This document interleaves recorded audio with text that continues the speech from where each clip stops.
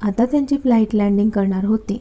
आरोही झोपलेली असते। आदित्य तिला उठवतो, कारण बराच प्रवास करून ते रात्री तिकडे पोहोचलेले असतात।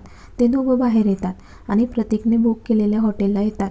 आता खरं तर प्रतीकने आदित्य आणि आरोहीसाठी एकच रूम बुक केलेली असते, पण याबद्दल आरोहीला काहीही माहिती नसतं।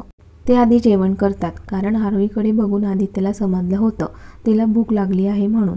जेवण झाल्यानंतर आदित्य आरोहीकडे पाहत, तू थांब इथे, मी आपल्या रूमच्या की घेऊन येतो। हो चालेल, ती तिथेच बसलेली असते। आदित्य इकडे बोलत असतो। काही वेळाने तो की घेऊन आरोहीजवळ येतो। ती त्याच्यासमोर हात करत, माझ्या रूमची की। आदित्य तिच्याकडे पाहत, आरोही, प्रतीकने 2 रूम बुक केल्या होत्या, पण एक रूम कॅन्सल झाली आहे, त्यामुळे आपल्याला एकच रूममध्ये राहावं लागणार आहे। खरं तर आरोहीला आदित्यसोबत एकाच रूममध्ये राहायचं नसतं, पण आता तिचा नाईलाज असतो आणि शेवटी ती तयार होते। आदित्यला मनातून खूप आनंद झाला होता, कारण त्याला आधीपासून माहिती होतं तो आणि आरोही सोबतच एका रूममध्ये राहणार आहे। आदित्य त्याची बॅग घेतो आणि आरोही तिची बॅग घेते आणि ते दोघं रूममध्ये येतात। प्रतीकने हनीमून पॅकेज बुक केल्यामुळे त्यांची रूम त्या पद्धतीने सजवलेली असते। ते दोघं आत येतात आणि आरोही तर समोरचं दृश्य बघून शॉक होते। ती विचार करत, हे आणि मी सोबत असताना बरं अशा हनीमूनसाठी डेकोरेट केलेल्या रूम मिळतात। ती त्याच्याकडे पाहत, नक्की हीच आपली रूम आहे ना, की चुकून आपण दुसऱ्यांच्या रूममध्ये आलो आहे? तो आरोहीकडे पाहत, हो हीच रूम आहे। बरं आता जास्त काही बोलू नकोस, फ्रेश हो। ती फ्रेश होण्यासाठी आत तर निघून जाते, पण ड्रेस बाहेरच विसरून जाते। ती मस्त फ्रेश होत असते आणि ड्रेससाठी हात लांबून पाहते तर कपडे नसतात। स्वतःला शिव्या घालते, आरोही तू अशी कशी वागू शकतेस? ती हळूच दरवाजा ओपन करून पाहते तर आदित्य बेडवर बसलेला तिला दिसतो। ती पटकन दरवाजा बंद करते आणि दरवाजाला टेकून, बापरे, हे तर तिथेच बसले आहे, आता मी काय करू? ती बाथरूममध्ये इकडे तिकडे पाहते तर तिला समोर बाथरोब दिसतो। हां, हेच घालते। इकडे आदित्य प्रतीकला फोन करतो आणि पोहोचलो म्हणून सांगतो आणि तो बोलत बोलत गॅलरीमध्ये जातो। प्रतीक त्याची मस्करी करत, काय मग मित्रा, रूम आवडली ना? हो, अरे खूप सुंदर आहे। आरोही विचारत होती, आपण चुकून तर नाही ना आलो या रूममध्ये? कारण मागच्या वेळेला पण आम्ही अशाच रूममध्ये चुकून गेलो होतो। आदित्यचं बोलणं ऐकून प्रतीक हसत असतो। आदित्य, इकडचं अजिबात टेन्शन घेऊ नकोस आणि त्या अनिशाचं पण टेन्शन नको घेऊ। तिला कसं कटवायचं ते ठरवून ठेव, कारण तू तिकडे वहिनीसोबत गेला आहेस, मग पूर्ण वेळ वहिनीला दे। हो प्रतीक, मी माझा पूर्ण वेळ आरोहीलाच देणार आहे। ते मला एवढंच टेन्शन आहे की इकडे तर कुठलाच प्रोजेक्ट नाही आहे, मग आरोही विचारेल तर तिला काय सांगू? आदित्य, तू वहिनीचं टेन्शन नको घेऊ। तुला वहिनीने विचारले तर तू त्यांना मला फोन करायला सांग, मी समजावेल त्यांना। हां, हे ठीक राहील, म्हणजे आरोही मला जास्त काही विचारणार नाही। बरं चल मित्रा, मी आज जातो। आणि ते फोन ठेवतात। इकडे आरोहीला वाटतं आदित्य गेला असेल म्हणून ती घाईगडबडीत विचार करत, माझे कपडे घेऊन पटकन बाथरूममध्ये येईल असा ती विचार करत दरवाजा ओपन करते आणि तिचे कपडे घेऊन जाणार तोच आदित्य तिचा हात पकडून तिला जवळ ओढतो। बाथरूम बरोबर फिटिंगमध्ये असल्यामुळे तिची फिगर दिसत होती आणि नुकतीच फ्रेश झाली होती तर खूप सुंदर दिसत होती ती। आदित्य तिचे केस मागे करत तिच्या डोळ्यात पाहत, बायको तू खूपच सुंदर दिसते। तशी आरोही लाजून तिची नजर खाली घेते। तो तिच्या कपाळावर किस करतो आणि तिचा चेहरा उंजळीत घेऊन, बायको तू आज अशी माझ्यासमोर आली आहेस, मला काय होतं हे तुला पण चांगलंच माहिती आहे। आता आदित्यची नजर बघून ती समजते आदित्यच्या मनात काय आहे ते। ती आदित्यकडे पाहते आणि हसून पुन्हा नजर खाली घेते। आदित्यला हसू येतं। तो तिचा चेहरा उंजळीत घेऊन तिच्या स्ट्रॉबेरी सारख्या लाल ओठांवर त्याचे ओठ टेकवतो आणि तिला किस करतो। आरोही पण त्याला साथ देत होती। तिची साथ बघून त्याचा वेग वाढतो आणि ते खूप आवेगाने एकमेकांना किस करत असतात। त्यांचे श्वास जवळ होतात तसे ते बाजूला होतात, तरी आदित्य तिलाच पाहत असतो आणि आरोही लाजून लाल झालेली असते। तिला तसं बघून तो तिला उचलून बेडवर घेऊन जातो आणि पुन्हा तिला किस करू लागतो। किस करत असताना त्याचा एक हात तो बाथरूममध्ये घालतो आणि तिच्या बोटांवरून आणि तिच्या ब्रेस्टवरून फिरवत असतो। त्याच्या होणाऱ्या स्पर्शाने आरोहीला वेगळीच फिलिंग येत होती आणि नकळत तिचे हात त्याच्या केसांवरून फिरत असतात। ते दोघं एकमेकांचा स्पर्श अनुभवत असतात। तोच आदित्यचा फोन वाजतो। आता या क्षणाला त्याला फोन उचलायचा नव्हता, पण काही कामाचा असेल म्हणून तो बाजूला होतो आणि फोन उचलतो। प्रतीकचा फोन बघून त्याला आधी खूप राग येतो, पण तो नॉर्मल होत फोन उचलतो. हा बोल, काही नाही रे, सहजच फोन केला. आदित्य चिडत, सहज फोन केला असेल तर आताच ठेव, इथे चांगल्या वेळेला डिस्टर्ब केला आहे तू. प्रतीक हसत, सॉरी सॉरी, आणि तो फोन ठेवतो. इकडे आदित्यच्या वागण्याचा आरोहीला खूप हसू येत होतं. आदित्य फोनवर बोलत असला तरी त्याचं लक्ष आरोहीच्या हसण्याकडे असतं. तो तिच्याजवळ जाईल तोच ती बाथरूममध्ये जाते आणि आदित्यने तिच्यासाठी जो ड्रेस घेतलेला असतो तो ती घालून बाहेर येते. ती बाहेर येताच आदित्य तर शॉक झाल्यासारखा तिच्याकडे पाहत असतो. जरा म्हणून त्याची नजर आरोहीवरून हटत नाही आणि त्याला असं एकटक पाहताना आरोही पण लाजून लाल झालेली होती. तो हळूहळू चालत तिच्याजवळ येत असतो आणि आरोही एक एक पाऊल मागे जात असते आणि ती मागे भिंतीला टेकून उभी राहते. आदित्य तिच्या आजूबाजूने त्याचे हात भिंतीला टेकवतो. आता आरोही पूर्णपणे त्याच्या हाताच्या मध्ये अडकलेली असते. त्याच्या डोळ्यात तर पाहायची पण हिंमत तिच्यात नसते. तो तिच्या गालाला किस करत, बायको तू या ड्रेसमध्ये खूप सुंदर दिसत आहे. हे ऐकून आरोहीला खूप आनंद होतो. तो तिच्या कानात हळूच बोलतो, मला 10 मिनिट दे, मी आलोच, आणि तो फ्रेश व्हायला निघून जातो. तोपर्यंत आरोही तिचा आवरते. आदित्य पण त्याचा आवरून बाहेर येतो. तो आरोहीकडे पाहत, आरोही आपल्याला बाहेर जायचे आहे. अहो पण कुठे जायचे आहे? माझ्यावर विश्वास आहे ना? ती मान हलवून हो म्हणते. मग जास्त बोलू नकोस, आणि तो तिच्या शोल्डरवर हात ठेवून तिला बाहेर घेऊन जातो. ते दोघं खाली येतात. प्रतीकने आधीच सगळा प्लॅन केल्याप्रमाणे ते दोघं कारमध्ये मागच्या सीटला बसतात. आरोहीला तर काहीच कळत नव्हते कुठे जातोय म्हणून. आदित्य तिचा हात पकडून, बायको काळजी करू नकोस, मी आहे ना. आरोही हसते आणि बाहेर पाहत असते. तोच गाडी थांबते. तो आरोहीकडे पाहत, 1 मिनिट, आणि तो तिच्याकडे पाहत, आरोही तू तुझे डोळे बंद कर आणि मी जोपर्यंत सांगत नाही तोपर्यंत उघडायचे नाही. ती मान हलवून हो म्हणते. ती उतरणार तोच आदित्य तिला थांब म्हणतो आणि तो आधी खाली उतरतो आणि तिचा हात पकडून तिला पण खाली उतरवतो. तिच्याकडे पाहत, आरोही मी सांगितल्याशिवाय अजिबात डोळे उघडायचे नाही. नाही उघडणार. तोच तिचा हात पकडून तिला थोडं पुढे घेऊन येतो आणि तिच्या कानात हळूच बोलतो, आरोही आता तुझे डोळे उघड. ती डोळे उघडते तर समोर खूप सुंदर असं टेम्पल होतं. ते टेम्पल छलांग टेम्पल होतं. ते दोघं आधी आत जातात. आतमध्ये गौतम बुद्धाच्या खूप वेगवेगळ्या प्रकारच्या मूर्त्या असतात. त्या बघून आरोहीला खूप आनंद होतो. ती खूप हॅपी होऊन सगळं पाहत असते. तोच आदित्य तिचा हात पकडून तिला मंदिराच्या वर घेऊन येतो. तिथून पूर्ण सिटी दिसत होती. ती आनंदाने सगळं काही पाहत होती आणि तिच्या चेहऱ्यावरचा आनंद बघून आदित्य पण हॅपी होता. ती आदित्यकडे पाहत, खरंच खूप सुंदर जागा आहे, मला खूप आवडली, थँक्यू. ते बराच वेळ तिथे उभे असतात. तो आरोहीकडे पाहत, आरोही चल अजून तुला मी एका ठिकाणी घेऊन जातो. आणि तो आरोहीला घेऊन फॅन्टसी इथे घेऊन जातो. काही वेळाने ते तिथे पोहोचतात. बाहेर खूप सुंदर असे कार्टून ॲनिमल्स असतात. वेगवेगळ्या कलरचे लाईट पण असतात, त्यामुळे खूपच सुंदर दिसत असतं. आरोही तर भान हरपून सगळं काही पाहत असते. तिथे शॉपिंग करायला बाहेर बऱ्याच वेगवेगळ्या प्रकारच्या वस्तू असतात. आरोहीला तर असं झालं होतं, इकडे पाहू की तिकडे. तो तिचा हात पकडून आत घेऊन येतो. तिथे आतमध्ये डिनरसाठी खूप मोठा हॉल असतो. तिथे व्हेज आणि नॉनव्हेज असे 2 प्रकारचे जेवण असतात. तो चेअर बाजूला करतो आणि आरोहीला बसवतो आणि तो पण बसतो आणि त्यांच्या दोघांसाठी आवडीचे जेवण ऑर्डर करतो. आरोही व्हेज असल्यामुळे तिच्यासाठी सगळं व्हेज जेवण ऑर्डर करतो. आरोही त्याच्याकडे पाहत, तुम्हाला तर नॉनव्हेज आवडतं ना, मग तुम्ही तर सगळं व्हेज ऑर्डर केलं. आदित्य तिच्याकडे पाहत, ते काय आहे ना, माझ्या बायकोला व्हेज आवडतं, मग मी पण माझ्या बायकोच्या आवडीचं खाणार. आदित्यचं बोलणं ऐकून आरोहीचा चेहरा ब्लश करतो. ते मस्त डिनर करतात. त्यानंतर ते बाहेर येतात. तिथे खूप सारे एलिफंट असतात. आदित्य आरोहीला घेऊन एलिफंटवर बसतो. खूप मजा येत असते कारण आजूबाजूला कलरफुल लाईट, खूपच मनमोहक असं दृश्य असतं. त्यानंतर आदित्य तिला आतमध्ये शो असतो तिथे घेऊन जातो. तो शो बघून आरोहीला खूप आनंद होतो. आदित्यने त्या दोघांचे बऱ्याच ठिकाणी फोटो काढलेले असतात कारण 2 प्रेमी आज निवांत एकमेकांसोबत फिरत असतात. काही वेळानंतर ते हॉटेलला येतात. आज हॉटेलला 25 इयर कंप्लीट झाल्यामुळे खूप मोठी पार्टी असते आणि हॉटेलमध्ये जे गेस्ट असतात त्यांना पण इन्व्हिटेशन असतं. आदित्य आणि आरोही त्यांच्या रूममध्ये जाणार असतात, पण त्यांना मॅनेजर आवाज देऊन पार्टीबद्दल सांगतात. तसे ते दोघं पण जॉईन होतात. आता तिथे कपल डान्ससाठी सॉन्ग लागतात. आदित्य आरोहीकडे पाहतो आणि उठून उभं राहून आरोहीच्या समोर हात करतो.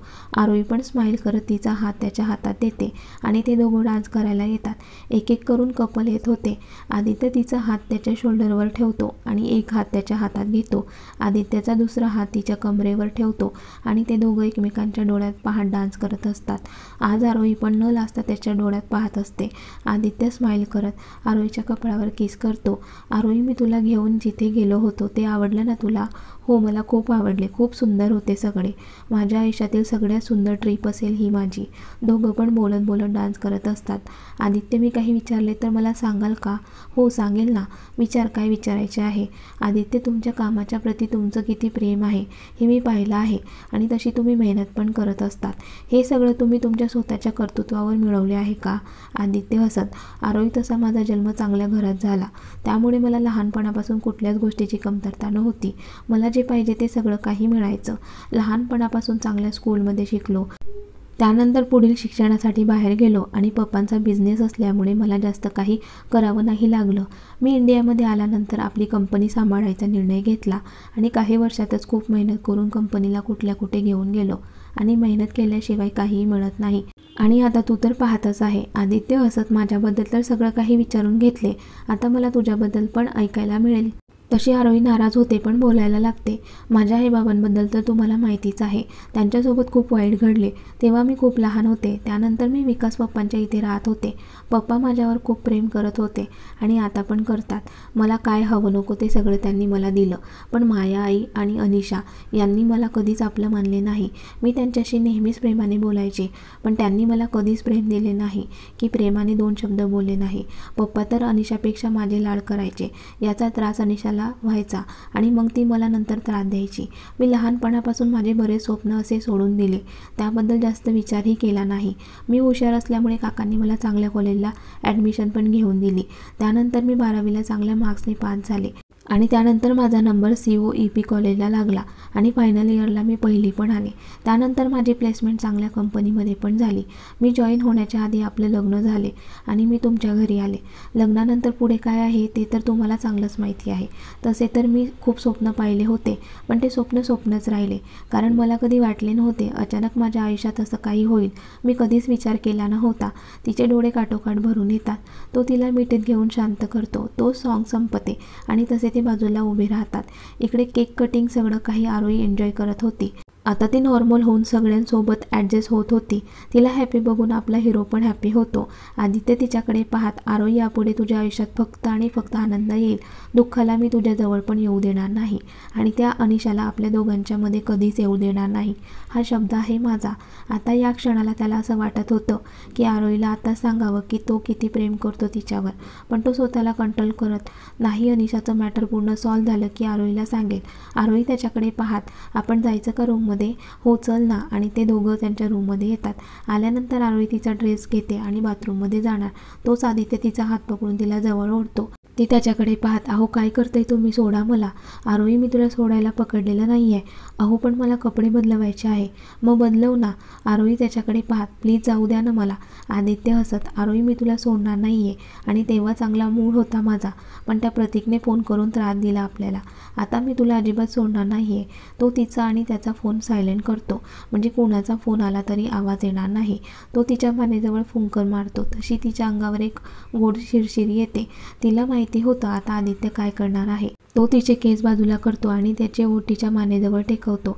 त्याच्या होणाऱ्या स्पर्शाने आरोही एक हात तिच्या चेहऱ्यावर फिरवते म्हणजे लाजत असते. आदित्य तिच्या मानेवरून हात फिरवत असतो आणि त्याच्या थंडगार हाताच्या स्पर्शाने ती तर अजूनच गोरीमोरी होत होती.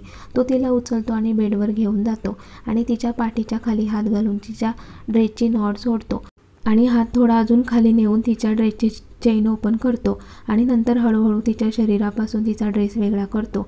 ड्रेस नसल्यामुळे ती खूप लाजत होती कारण तिच्या अंगावर फक्त इनर्स असतात.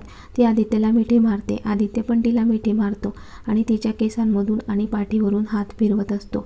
त्याच्या हाताचा स्पर्श जणू तिला मोरपंखासारखा होत असतो आणि त्यामुळे ती अजूनच शहारत असते. तो आरोहीला बाजूला करतो आणि त्याचे कपडे पण त्याच्या शरीरापासून वेगळे करतो. आता आरोहीला त्याला तसं बघून अजूनच लाज वाटत असते. ती तिचा चेहरा हाताने झाकून घेते. आदित्य तिच्याकडे बघून हसतो आणि लाईट बंद करतो. आता अंधार पडल्यामुळे आरोही नॉर्मल होते कारण लाईट चालू होती तेव्हा आरोही खूप लाजत असते. तो आरोहीला जवळ घेऊन मिठी मारतो. आता दोघांना पण एकमेकांचा सहवास हवाहवासा होता. आदित्य तिच्या कपाळावर किस करतो. त्याचे ओठ तिच्या चेहऱ्यावरून गुलाबाप्रमाणे फिरत असतात. नंतर तो त्याचे ओठ तिच्या ओठांवर टेकवतो आणि तिला किस करू लागतो. आरोही पण त्याला पूर्ण मनाने साथ देत होती. आज आरोहीला जे प्रेम नवऱ्याकडून पाहिजे होतं तेच मिळत होतं. आज तिला दुसरं काहीही नको होतं, फक्त आदित्यचा सहवास आणि प्रेम हवं होतं. आणि आज दोघं नवरा बायकोंच्या मध्ये कुणीच नव्हतं, होते ते फक्त प्रेम, सहवास आणि स्पर्श. आज ते प्रेमासाठी ते दोघं एकमेकांची पूर्ण मनाने साथ देत होते. आज खऱ्या अर्थाने ते नवरा बायकोचे नाते अनुभवत होते. आदित्य किस करत खाली येतो, नंतर तिचे राहिलेले कपडे पण तिच्या शरीरापासून वेगळे करतो. त्याचे ओठ तिच्या शरीरावरून फिरवत असतं.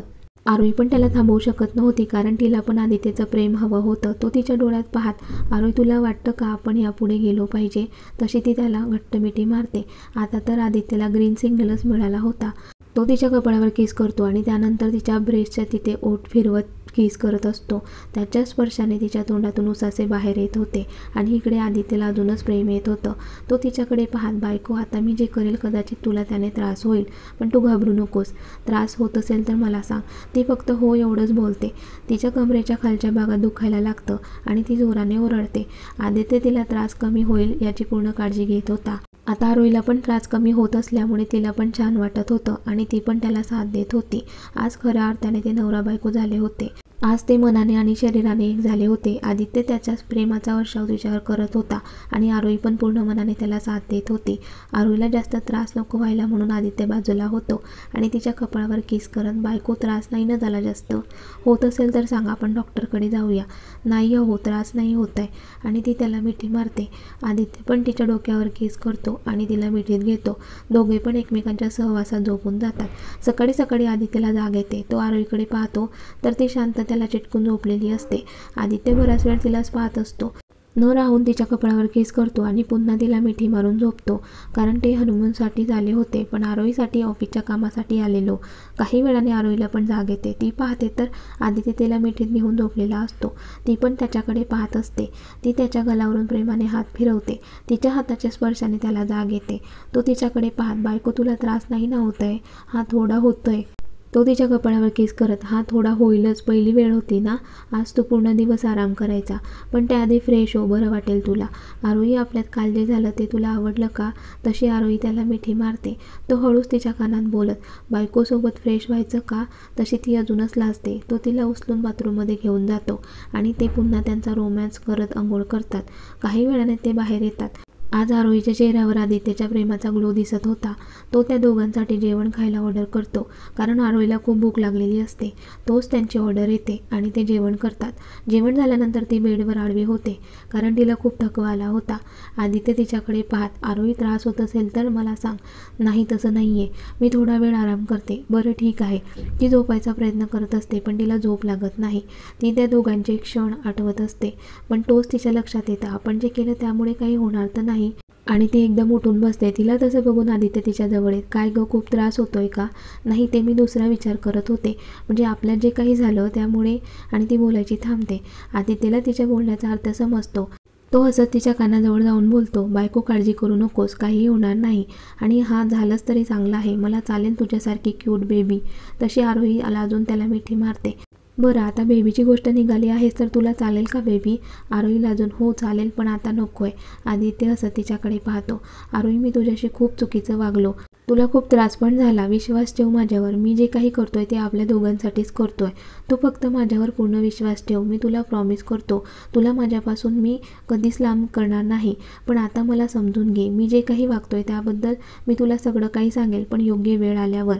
बरं, आता जास्त बोलू नकोस. ही गोळी घे, तुला बरं वाटेल आणि झोप पण लागेल. आरोही गोळी घेते आणि त्याच्याकडे पाहत, आपल्याला इथे येऊन 2 दिवस झाले, पण आपण नवीन प्रोजेक्टबद्दल काहीही काम करत नाहीये. हो आरोही, पण अजून त्यांच्याकडून काहीही मेल आला नाही म्हणून काम नाही सुरू केलं. तू जास्त विचार करू नकोस. इथे आली आहेस तर एन्जॉय कर, आणि अजून एन्जॉय करायचं असेल तर मी आहेस. तशी ती त्याला फटका मारते. तो तिला मिठीत घेतो आणि ते प्रेमाच्या गोष्टी करत झोपून जातात. आज आरोहीमुळे ते कुठेही बाहेर जाणार नव्हते. 2 प्रेमी निवांत झोपले होते.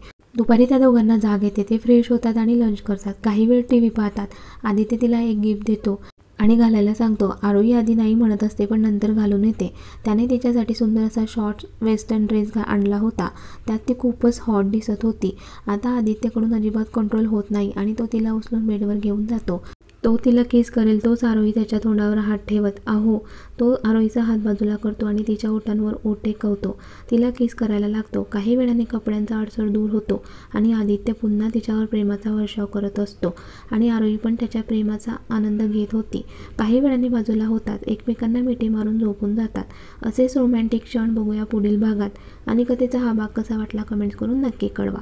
आणि व्हिडिओला लाईक, शेअर आणि लाईव्ह मराठी स्टोरी चॅनलला सबस्क्राईब करायला विसरू नका. धन्यवाद.